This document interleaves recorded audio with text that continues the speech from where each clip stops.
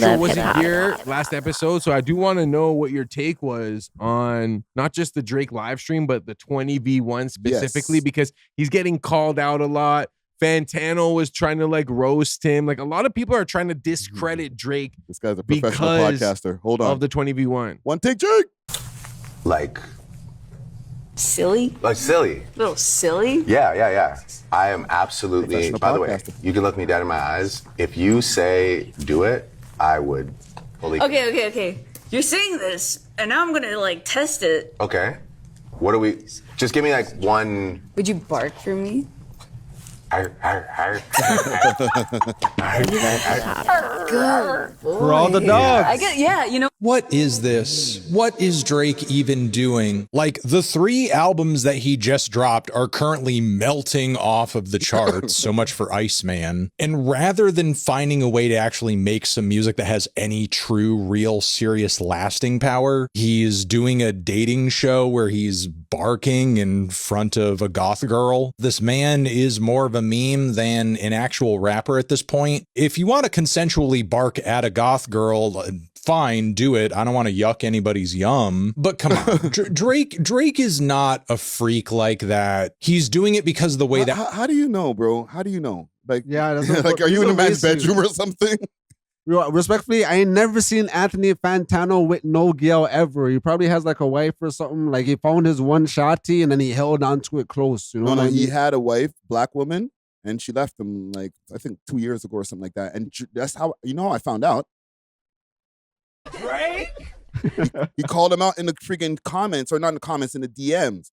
He sent him, because remember Fantano sent him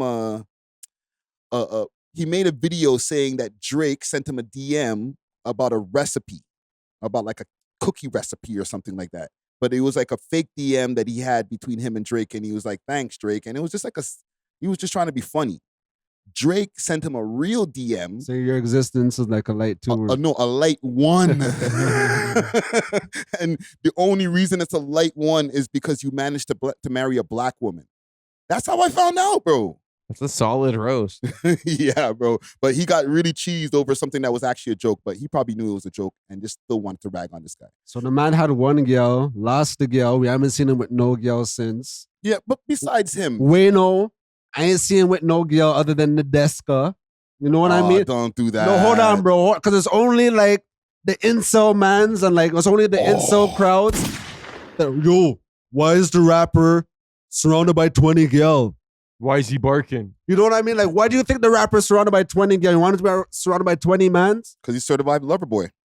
I don't know. I don't get it, bro. I seen this and I'm like, I like the visibility. I feel like the man is still keeping himself in the zeitgeist in a cool way. Mm-hmm. We don't want to see him sitting down with Bobby Altoff. You know, this is like a good way to like show some personality, show some likability, get us away from all the bullshit that happened. You know, like, I don't know. I thought it was a cool move, but like, it's only I don't want to say weirdo mans, because like there was a lot of people saying this, fam. Like, not weirdo mans only. Like, some people that I actually respect too were like, yo, you're acting a little immature. And I'm thinking to myself, yo, what do you guys want from the man? Like, do you guys want him to like be super serious and like he's just, the one thing about Drake is that he doesn't take himself too seriously, and that's why he wins. Exactly. And I heard another person say he's too accessible because of all of this type of stuff. Like, that's what Wayno was saying. That's what, yes, Wayno. He was saying that, like, you're way too accessible. Like, has that hampered his career in any way? So what? He should be like Kendrick, where like we haven't seen this nigga. Like, is he alive? Like, what happened to this guy? Is he in New York? Is he in LA? Like, we don't know what the fuck is going on with bro. Well, is that what we want from our entertainers? Because it's worked for Drake, but it's also worked for Kendrick. It's not like Kendrick's not famous and has accolades. I think it works best when you have like a little bit of reclusive nature in conjunction with being very visible. Yes. So I feel like Drake, he toes the line between like being like a pretty relatable guy and then also like the hyper realistic version of him being like this like superhero, like ultra rich person archetype. Because like accessible to who? Like he's going on like anybody could just link Drake and holler at him. Like respectfully, he's around millionaires. You know, like I don't really see it like. And then when he does put on like a smaller creator, it's just like for the look. And I feel like we should expect that from our entertainers. You know, most of our entertainers, they have their nose in the air, they're pish posh, they don't really want to fuck with nobody. But when I seen Plush on 20B1, I was actually super happy for her. Yes. Yeah, big up Plush. You know what I mean? Because like she's been going through whatever she was going through, and like for Drake to like acknowledge her existence, although he did before, you know, but like this is like a major look, you know. So like I don't know, I don't think that's a bad thing. I think that's like what we need from our top guys. And how much you want to bet that he already knows about the whole car videos and all that too? Yeah, he's probably in tune. He's very tapped in, fam. I'm sure he actually watched that shit in the crib, like, oh shit, Shorty's in her car. I like, no, let me help Shorty out real quick. Yes. And like you said, he's in rooms with millionaires. So, and even you guys could speak to like the way he interacts with people who are not necessarily like that successful yet. Like he treats them very normally. And I think that's the appeal, is that like he's just a relatable, likable person. Yes. And he makes good music. So I think it's always worked in favor for Drake to, you know, make himself visible and do these little like small activities, small videos here and there. I think he should continue to do it. The thing is, the way he handled everybody, it was just like very human. And I'm like, how could anybody be mad at that? Like, okay, yes, he did a 20v1. People say it's childish. Okay, we're trying to run up the gram, bro. State gave us millions of dollars to play with.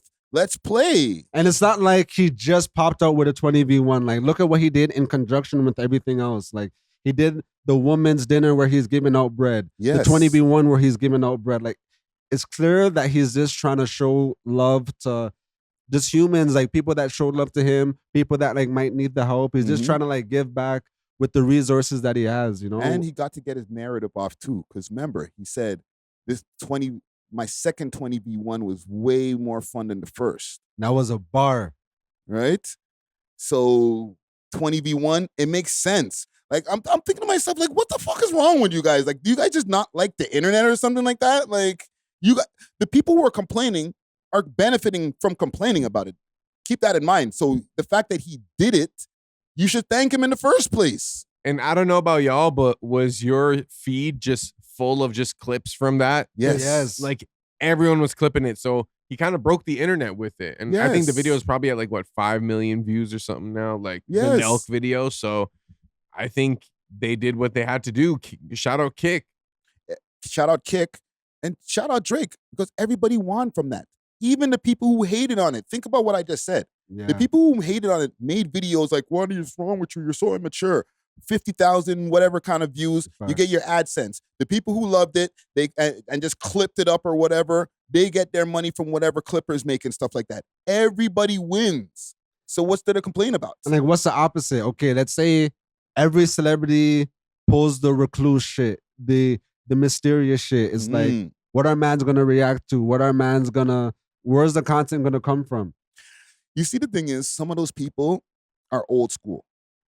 Not all of them, but some of them come from that time when they wanted their stars to be more recluse. But at them times, we didn't have social media like that, fam. So when we did get to see them, was like, oh, they got caught out by like the Inquirer, or like, this is even before TMZ was really, really a thing. You know what I'm saying? Like, okay, I get to see it on the magazine shelf or at the grocery store. But fam, we need our info way quicker with social media. So if you're not doing that, you're not going to be a superstar. And I feel like Drake also comes from that same era where like the artist that he was listening to was recluse, but everyone from his class, I feel like they stayed more recluse than he is, but he's the most relevant one now. But like when you look at the rappers that like came up alongside Drake from a, you know, generation perspective, like they're not necessarily like super social media savvy in the same way that Drake is. Like I could point to like Wiz Khalifa was like pretty good at social media, and he still is to this day. Yes. You know what I'm saying? J. Cole, he wasn't really that good. Kendrick wasn't really that good. But like A$AP Rocky in between, like, you know, he does a little bit of both. But if we look at the artists from that generation, like who had the social media savviness, do you think? Like besides, I think Drake is probably number one. Like, let's think about it. If he wasn't on the freshman class, but like, what was the freshman class around that year? What was he, like the 2012, 2010 times? Okay. So who was popping around that time? I could pull up a freshman list. Pull up ChatGPT, but I just think like the Big Sean. Big Sean, not really social media heavy. He's recluse, very recluse. Yeah. right?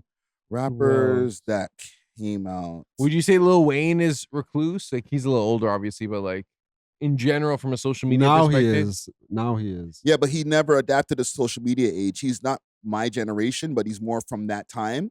And people from that time, like the 2010s, like the early 2010s or like early 2000s, I've had peers or in my age group who've told me like, don't fucking me on that social media shit.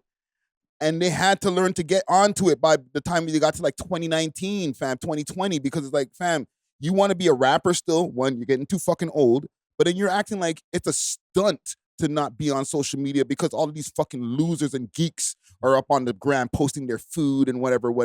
Brother, you better learn how to post or you're going to get left behind. And a lot of them got left behind. And some of those same people are like from 2010s. Nicki Minaj, I'm looking at the list here. Nicki Minaj, Wiz Khalifa, J. Cole, Big Sean, Tyler the Creator. Nicki Minaj is good. Excellent on social media. Tyler the Creator was good. Yes.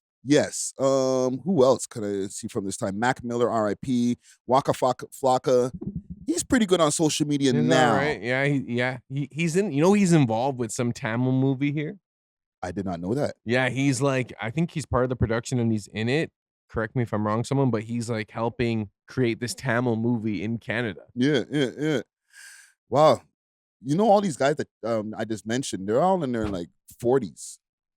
So if they didn't adapt at all, with the exception of J. Cole, they'd be out of here. Do you feel like a reason why female rap is popping now is because these women are more savvy at social media?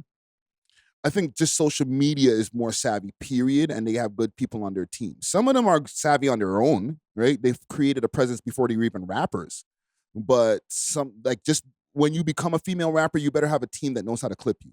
But I think Zara kind of has a point because there's this shorty that I follow. Her name's like Cleotrapa. Oh, Cleotrapa, yeah. Big up Cleotrapa. Yes. Ice Spice's like old friend. That one. I thought you were talking about Cleo. Oh, no, not Clino. Oh, Clino. Okay, my bad. Yeah. But so she's from New York. Mm-hmm. She's a rapper, you know what I mean? I don't really care for her music that much, but she's a good rapper or whatever.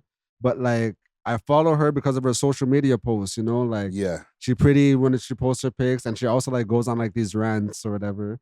But like, I feel like women have more of like leg room to like make, oh, I'm just gonna post like a selfie today. Oh, I'm just gonna post like a booty pic. I'm gonna post a breast pic. I'm gonna post do a challenge. I'm gonna do a story time. I'm gonna, you know, but like, if you're like a man that, or a thugged up rapper, like we're gonna do the Drake duck lips. No, it's like you need a reason to post, you know? Yeah. All you could do is money phones and shit. no, expensive dinners, shit. watches, you know? And they don't even do that, some of them, bro. Like, literally, it's just money phone. Like Ice Spice, I think that's kind of what helped her, like, and what propelled her was she was really good at social media with like the mirror selfies and like, and you could just post a picture of her with like her music in the background, and that's she was marketing. She was twerking to her tracks, so like, okay, we want to see the twerk, and then now we're just hearing this track over and over. Yeah. No. Just rewatching the twerk like a million times. Her song just keeps playing. You know why you're so right, even when it comes to the women in social media? Cardi B. Mm-hmm. I knew Cardi B off of her Twitter and her Instagram way before Bodak Yellow dropped. Even before she got on Love and Hip Hop, I was following her and entertained by her personality. And I didn't know that was coming down the pipeline. I was like, oh, she's on Love and Hip Hop now? All right, cool. And then Bodak Yellow dropped, and I was like, oh, she caught herself a banger. Then she was like still very intertwined with her social media audience. But then she just took the fuck off, bro. Like, I was just following her as an influencer for real. You know what I'm saying? Big up the gal them, but man, then we have to step up because right now I feel like the game is leaning towards female rappers. So we got to find a way to capitalize. Remember that era where every male artist was posting the gray sweatpants pause? beard dick print pics, like. So I feel like Banner might have to get back into that bag still and start showing out. Try to be sex symbols and shit.